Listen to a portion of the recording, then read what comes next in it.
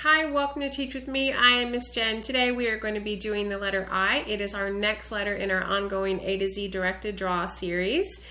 This is for teachers to give you an idea of how I would teach it in the classroom. All you need for this is printer paper, a felt tip marker, and crayons. Let's get started.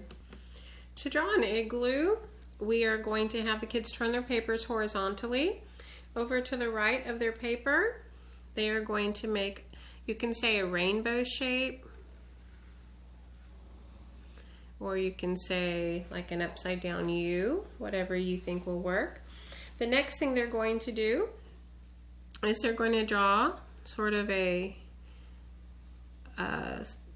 it's not quite horizontal, it's slightly slanted line next to the shape we just did, and then we're going to do one on the other side as well, slightly slanted. Then what they're going to do is they're going to connect those two slanted lines with an arch that follows the curve of the one we had done already. We're going to go all the way around.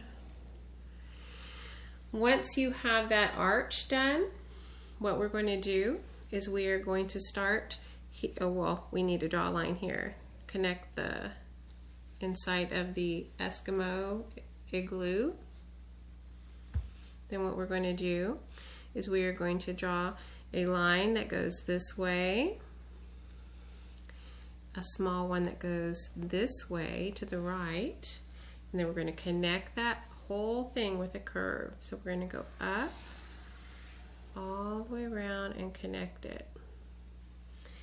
Now this part, these are ice bricks that are a little bit different, stacked a little bit differently, and that's because the arch part of the igloo is actually very strong, and it's but it's stacked differently. So I'm just going to make my lines through here. They don't have to match the rest of the igloo. Okay, now for the rest of the igloo, I'm going to go like this. I'm going to make wider lines that connect to the arch, and then if you're above the arch, you're going to connect to the opposite wall. I'm going to make sure my lines here go to this other side, and then I'll do it across the top and across the top. Then at the top, I'm going to go like this. I'm going to find the center. I'm going to make a curve to the left. I'm going to make a curve to the right. And then the rest of these are going to kind of be curved lines, slightly curved. 1, 2, 3. The next one's going to be in between these, so I'm going to only do 2. 1, 2. Then I'm going to do 1, 2, 3. And then I'm going to do 1, 2. And then 1, 2, 3.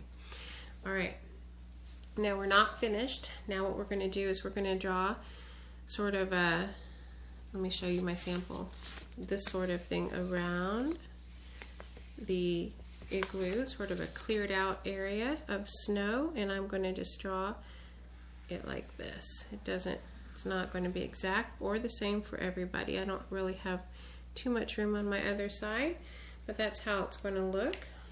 Now when you color it, I used the blue shading crayon for my background, of course.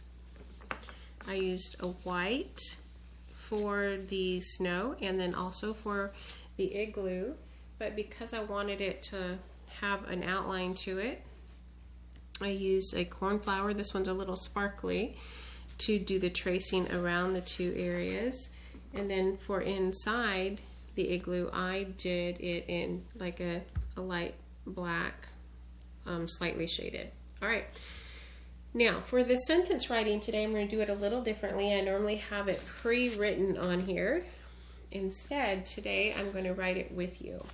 Now if you recall, if you've been watching all of my other videos, I do this in a frame.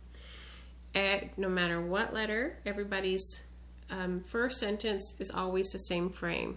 So H is for helicopter, I is for igloo. Whatever letter we're doing, that is the first sentence. So I'm going to go ahead and do that on here. I'm going to say boys and girls, go ahead and write your first sentence.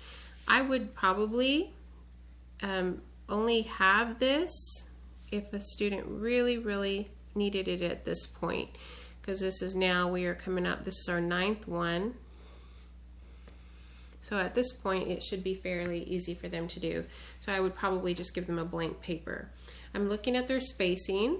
I'm going to have them put their finger space before they write their next word. They would do this in pencil. I'm only doing it in marker so you can see it on the video better. And then I'm going to say, remember to put your period. Then I'm going to say, boys and girls, excellent job. Now, look at the board. Do you see the blue sentence? Go ahead and copy the blue sentence now. And the blue sentence says, igloos are made of, let me make this go a little higher so you can see it. Igloos are made of ice. So, I'm going to tell them. Now, if this is a short sentence, I'm going to start telling them now. If you still have room on this line, you can start your next sentence on the same line. So that will be something I introduce at some point about this time. Igloos, and then finger space, and I say those words every time if my students are struggling. Igloos are, finger space, I'm going to come down here, made, finger space of, finger space ice. Now this is why I do this in small group, because I really want to be watching them. I want to be making sure they're making their letters correctly. Because it's so much harder to unlearn bad habits than it is to learn it correctly the first time. Now, if they did this just fine, piece of cake, the next thing they're going to do is I'm going to say, boys and girls, or student, you did those so well. You did the black sentence, you did the blue sentence, and now it's time to do the red sentence. This one's a lot longer, huh? But look, these are all sight words. You know these words. Let's read it. Did you know you can have a fire in an igloo? And so I'll say, where do you think we should start that sentence? If they say here, I'm going to say, well, we could, but do we still have room up here? And if they say yes, I said, let's start it up there because we still have some space. So you see, I'm working on all different skills every single time we do this. Every single time I'm going to be teaching and reminding and working on those skills. Now, if you remember what I said last time, if the boys and girls are still having trouble copying from the board, then you're still going to write it on a piece of paper in front of them, and they'll copy from that instead. Did you know you can have? And I'm going to remind them each time if they make a letter incorrectly, I'm going to have them erase it and write it the correct way.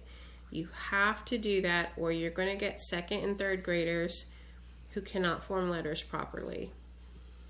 So much harder to fix that.